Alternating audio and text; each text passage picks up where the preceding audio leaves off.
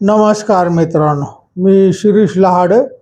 माझ्या बातमीबागच्या बातमी या सदरामध्ये आपलं सहर्ष स्वागत आहे. महाराष्ट्रामध्ये सध्या चर्चेला जाणारा एकच महत्त्वाचा विषय पेपरमध्ये टी व्हीवर आहे की अजितदादा पवार यांच्या पत्नी श्रीमती सुनेत्रा अजित पवार यांनी एवढ्या तातडीने उपमुख्यमंत्री पदाची शपथ का घेतली. तुम्हाला अनेक चॅनलवर माहिती वगैरे मिळाली असेल, पण मी तुम्हाला जी माहिती देणार आहे की शेवटपर्यंत ऐका, त्याच्या मागचं राजकारण तुमच्या लक्षात येईल. तर याच्यामध्ये दोन भाग आहेत. एक राष्ट्रवादी काँग्रेसची भूमिका, अजितदादा पवार पक्षाची, भाजपची भूमिका. अजितदादा पवार जिवंत असताना त्यांनी दोन्ही राष्ट्रवादी काँग्रेस म्हणजे शरद पवारांची काँग्रेस आणि अजितदादा पवारांची काँग्रेस एकत्र व्हावा असा प्रयत्न त्यांचा चालला होता. त्याही निवडणुका ज्या आहेत महानगरपालिकेच्या पुणे आणि पिंपरी चिंचवड त्यांनी एकत्र म्हणून पण लढवल्या होत्या आणि मग लवकरच एकत्रकरण होईल असं शरद पवार, अजितदादा पवार, सुप्रिया सुळे यांच्यामध्ये चर्चा चालू झाली होती. पण अजितदादा पवार होते तेव्हा त्यांचं जी भूमिका होती, त्याची जी ताकद होती किंवा तुम्हाला यायचं तर या, घड्याळ चिन्हावरच लढावं लागेल, मीच प्रमुख राहील, ही त्यांची भूमिका ठाम होती. त्याच्यामुळं राष्ट्रवादी काँग्रेस शरद पवारांची जर अजित पवारांच्यामध्ये विलीन झाली तर त्यांनी भाजपलाच पाठिंबा दिला असता. शरद पवारांचे जे 8 खासदार आहेत त्यांनी भाजपला पाठिंबा दिला असता. केंद्रामध्ये कदाचित सुप्रिया सुळेंना दिल्लीमध्ये कॅबिनेट मंत्रिपद मिळालं असतं, अशा सगळ्या शक्यता त्यावेळेस होत्या. त्याच्यामुळं विलिनीकरणाला त्यावेळेस भाजपचा पाठिंबा होता. पण अजितदादा पवार गेल्यानंतर परिस्थिती बदललेली. आता सर्वसामान्यतः अजितदादा पवार गेले, आता त्यांच्या पक्षामध्ये दुसरा असा दुय्यम नेता नाही. मग त्यांचा मुलगा म्हणा पुढं आलेला आहे किंवा दुसरा एखादा नेता व प्रबळ आहे की तो अजितदादांना पक्ष सांभाळू शकतो असं नाही. मग तुम्ही अंत्यसंस्काराच्या वेळी जर पाहिलं असतं तर सुप्रिया सुळे खूप पुढाकार घेऊन सगळीकडे लक्ष देत होतं की मी दाखवत होते की मीच इथले बॉस आहे, आता सर्व जे आहे ते माझ्या हातात आहे. शरद पवारांची सुद्धा भूमिका होती की दोन्ही एकत्र करा. 4 फेब्रुवारीला काय दादांची इच्छा होती जाहीर करायची आणि मग ऑटोमॅटिकच माझ्याकडे सगळी सत्ता येणार. म्हणजे मी सिनियर आहे, राष्ट्रीय अध्यक्ष आहे, तर मी तुमच्याकडे काय उपाध्यक्ष होणार नाही, मीच पक्षप्रमुख होणार. पुन्हा मग जे अजितदादा पवार ज्या कारणामुळे बाहेर पडली तीच गोष्ट की आज शरद पवार अध्यक्ष, सुप्रिया सुळे कार्याध्यक्ष. मग ही भूमिका जी आहे ते असं घडेल हे सुनील तटकरे, प्रफुल्ल पटेल, छगन भुजबळ, धनंजय मुंडे यांच्या लक्षात आलं आणि त्याच्यामुळे त्यांनी लक्षात आलं की आपल्याला आता एकत्रीकरणाला रिस्पॉन्स द्यायचा नाही, कारण एकत्रीकरण झालं तर आपली व्हॅल्यू डाऊन होणार. सुनेत्राताई पवार त्यांच्या हातातलं बाहुलं होणार. पुन्हा शरद पवार, सुप्रिया सुळेंचा वर्चस्व वाढणार आणि ज्यामुळं आपण पक्ष सोडला तीच पुन्हा संघटना पक्ष सोडण्यापूर्वीची आहे तीच संघटना तयार होणार. हा त्याच्या मागचं. त्याच्यामुळं या चौघांनी सुनेत्राताईंना समजून सांगितलं की तुमच्या हातातली सत्ता निघून जाईल, तर आम्ही सांगतो तसं तातडीने तुम्ही शपथविधी घ्या. हा एक भाग होता त्याचा. राष्ट्रवादीमध्ये दुसरं काय होतं की काही सिनियर नेते, मी नावं घेत नाही पण तुमच्या लक्षात येईल की त्यांची एक सुप्त इच्छा असायची किंवा मी उपमुख्यमंत्री पुन्हा व्हावं, मी मुख्यमंत्री व्हावं. आणि मग ते अजितदादांना सुद्धा ब्लॅकमेल करायचे, मला मंत्र्यात घेतलं नाही ना, मग मी असं करीन, मी तसं करीन.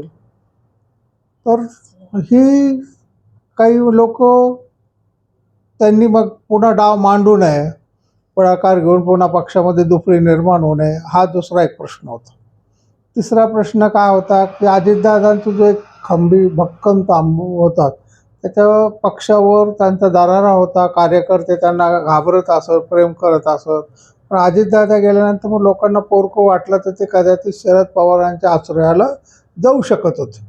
त्याच्यामुळं हा तिसरा प्रश्न या सगळ्यांचा निकाल लावायचा म्हणून सुनेत्राताई पवारांना तातडीने शपथविधी तर कार्यक्रम आखला गेला, त्यांना पक्षाध्यक्ष केलं गेलं, त्यांना म्हणजे संपूर्ण अधिकार त्यांच्याकडे दिले गेले की जे कार्यकर्ते आहेत, जे आमदार आहेत, त्यांच्यामध्ये दुफळी निर्माण होऊ नये की आपला नेता आलेला आहे.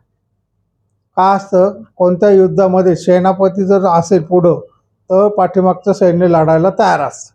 सेनापती जर पडला, गारठला, तर मागचं सैन्य आपोआप हारतं. तर ही भूमिका पाहून मग सुनील तटकरे, प्रफुल्ल पटेलांनी निर्णय घेतला.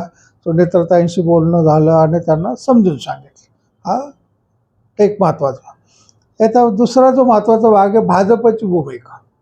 जेव्हा अजितदादा पवार होते तेव्हा भाजपला या दोन्ही राष्ट्रवादीचं विलिनीकरणाची पसंती त्यांनी दिली होती वरचं. आता हे कसं होतं की जरी देवेंद्र फडणवीस निर्णय घेत असले तरी ते प्रत्येक गोष्टीला म्हणजे पंतप्रधान नरेंद्र मोदी, अमित भाई शहा यांची मान्यता त्यांना घ्यावी लागते आणि ते त्यांचे तल्लख बुद्धीने बरोबर विचार करतात. तर त्यावेळेस कसं होतं की जर शरद पवार अजितदादांबरोबर आले तर ते त्यांचे 8 खासदार आपल्याला भाजपला पाठिंबा द्यायला तयार होतील आणि मग भाजपचे एक जे संख्या आहे ती वाढल्यासारखं होईल. ते अस्थिर म्हणजे थोडंसं दोलायमान सरकार असू शकतं, ते पूर्णपणे स्थिर होईल असं एक त्याच्या मागं भूमिका होती. त्याच्यामुळं त्यांनी दोन्ही राष्ट्रवादीच्या विलीनीकरणाला मान्य, काय हरकत नाही, तर येऊ द्या. शरद पवारांनी पण तयारी दाखवली होती की मी भाजपबरोबर जायला तयार आहे, माझ्या मुलीला तुम्ही केंद्रामध्ये मंत्रिपद दिलं पाहिजे. पण अजितदादा गेल्यानंतर त्यांच्या जागी जर शरद पवार प्रमुख झाले असते, सुप्रियाताई त्याच्यामध्ये कार्यकारी अध्यक्ष झाले, तर त्यांनी तो संपूर्ण पक्ष कदाचित पुन्हा भाजपपासून तोडला असता आणि ते महाविकास आघाडीमध्ये वगैरे जाण्याची शक्यता निर्माण झाली असते. कारण शरद पवारांची चाल जी आहे ही आजपर्यंत कोणी ओळखली नाही. ते काय करतात, ते कोणता चेंडू टाकतील, कोणता गुगली टाकतील याच्याबद्दल नेहमीच आशंका असते. ते कसा पक्ष फोडतील, कशी भूमिका घेतील याच्याबद्दलचा अंदाज कोणी घेऊ शकत नाही. म्हणजे या वयामध्ये सुद्धा त्यांचं कौतुक करण्यासारखं आहे की आजही लोक त्यांच्या चालीला घाबरतात. त्याच्यामुळं अमितभाई शहा त्यांनी लक्षात आल्यावर त्यांनी देवेंद्र फडणवीसांमार्फत विरोध दाखवला की हे एकीकरण नको आहे आणि शरद पवारांनी काही भूमिका घेण्यापूर्वीच सुनेत्रताईंच्या हातामध्ये पक्ष सोपवून टाका, त्यांना शपथविधी देऊन टाका. त्याच्यामुळं देवेंद्र फडणवीसांनी सुनील तटकरे आणि प्रफुल्ल पटेलला बोलून घेतलं, त्यांना केंद्राची भूमिका समजून सांगितली आणि सुनेत्रताईंना तयार करण्याची भूमिका त्यांच्यावर सोपवली. सुनेत्रबाईंच्या लक्षात आलं होतं की आपल्याला ज्या शरद पवारांनी ही पवार घराण्यातली नाही असं म्हटलं किंवा सुप्रिया सुळेंच्या विरोधात त्या उभ्या राहिल्या, त्याच्यामुळे दोघींमध्ये जी कटुता थोडीशी आलेली होती तर ती कधी जाणारी नव्हती. त्याच्यामुळे आपल्याला जर आपण उशीर केला आणि शरद पवारांनी पक्ष ताब्यात घेतला तर आपले हाल पुढं होऊ शकतात. आपल्या हातातून नवऱ्याने एवढा वाढवलेला पक्ष हातातून निसटू शकतो. हे त्यांच्या लक्षात आल्यावर त्या ताबडतोब मुंबईला आल्या आणि चौथ्याच दिवशी पती निधनानंतर चौथ्याच दिवशी त्यांनी शपथ घेतली, ते पुन्हा बारामतीला गेले. मग याच्यामध्ये भाजपची भूमिका काय होती की बाबा शरद पवारांचा हस्तक्षेप नको, त्या माणसाची काही गॅरंटी नाही, ते कशी चाल खेळू शकतात, पुन्हा महाविकास आघाडी जाऊ शकतात किंवा भाजपला ब्लॅकमेल करू शकतात की आम्हाला 2च केंद्रात मंत्रिपद द्या, आम्हाला अमुकच द्या, तमुकच द्या, नाही तर मग आम्ही बाहेर पडतो. आणि जर समजा राष्ट्रवादी काँग्रेस देवेंद्र फडणवीसांच्या मतात पड गेली तर एकनाथ शिंदे डोईजड झाले असते. आता एकनाथ शिंदे डोईजड का नाही, तर राष्ट्रवादीचे 40 खासदार 41 खासदार जे 41 आमदार जे आहेत ते भाजपबरोबर आहेत. त्याच्यामुळे एकनाथ शिंदे बाहेर पडले तरी भाजपला धोका नाही, त्याच्यामुळे एकनाथ शिंदे नमून आहेत. पण जर राष्ट्रवादी पण बाहेर पडली तर कदाचित मोठा प्रॉब्लेम येऊ शकतो. त्याच्यामुळे भाजपने तातडीने त्यांना जवळ घेतलं, समजून सांगितलं, त्यांना शपथविधी दिला आणि सगळा पक्ष त्यांच्याकडे सोपवून देवेंद्र फडणवीस शांत बसले. ही जी भूमिका आहे तुम्हाला समजून सांगायची की राजकारण थांबत नाही कधी. कोण मृत्यू पावला आणि कोणाला दुःख झालं याच्यावर राजकारण अजिबात चालत नाही. तुम्ही उशीर केला तर तुमच्या हातची ताबडतोब खुर्ची निघून जाते. हा राजकारणातला पहिला भाग. त्याच्यामुळे वेळेला खूप महत्त्व असतं. तुम्ही थोडीशी चूक केली की तुमच्या हातातून सत्ता निघून जाते. आणि हे जे वातावरण म्हणजे शरद पवार किंवा सुप्रियाताईंचं, दादांच्या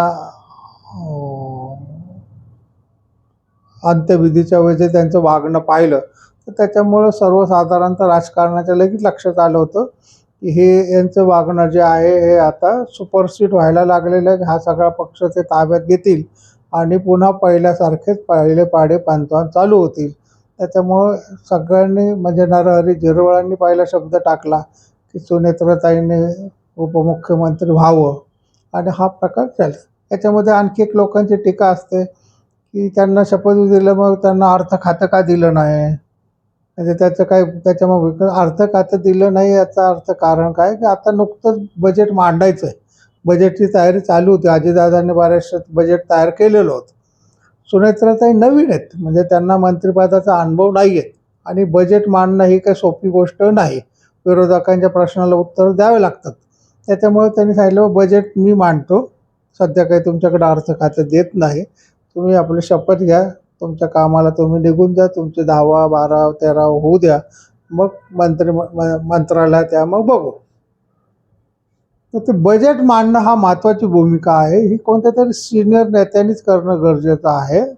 आता समजा हे अर्थ खातं त्यांनी छगन भुजबळांना दिलं, तर छगन भुजबळांची तब्येत सध्या ठीक नाही आणि एकदा त्यांनी अर्थ खातं घेतलं असतं तर परत सोडायला कुरकुर केली असती. त्याच्यामुळं ते अर्थ खातं देवेंद्र फडणवीस स्वतःकडे ठेवलेलं आहे आणि ते बजेट वगैरे मांडल्यानंतर जेव्हा सुनेत्राताई परत येतील तेव्हा कदाचित राष्ट्रवादीला अर्थ खातं परत दुसऱ्या आमदार माझ्या देऊ शकतात किंवा अर्थ खातं भाजपला ठेवून दुसरं एखादं महत्त्वाचं खातं सुनेत्राताईंना दिलं जाऊ शकतं.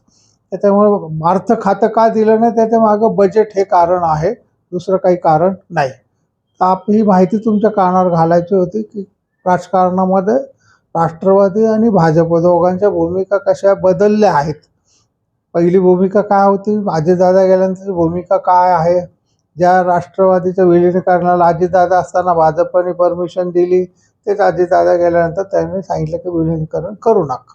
त्याच्यामुळे शरद पवारांचं किंवा सुप्रियाताईंचं जे हिरमोड झालं असेल किंवा त्यांच्या मनामध्ये जी भूमिका असेल की सगळा पक्ष आपण ताब्यात घेऊ, त्याला थोडीशी खीळ बसलेली आहे. आज आपण इथे थांबूया. माझ्या यूट्यूब चॅनलला सबस्क्राईब करा, लाईक करा, शेअर करा. तुमचं म्हणणं काय, तुम्हाला काय वाटतं याच्यामध्ये मी मांडतो ती भूमिका बरोबर आहे का, तो कॉमेंटमध्ये अवश्य मांड. रामकृष्ण.